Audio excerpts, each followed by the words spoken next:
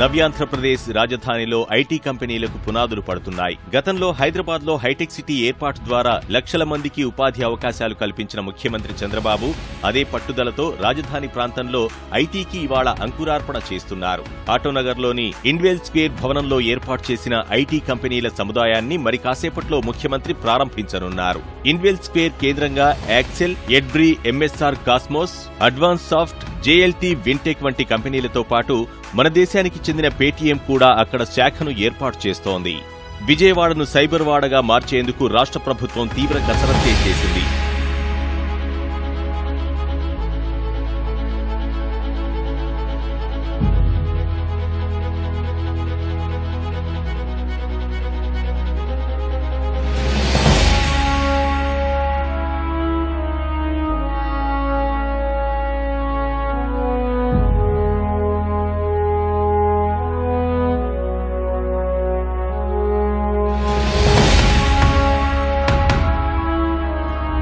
నేను పంచాయతీరాజ్ మరియు ఐటీ శాఖ మంత్రి అయిన వెంటనే ఆంధ్రప్రదేశ్ ప్రజలకు ఒక హామీ ఇస్తాం జరిగింది.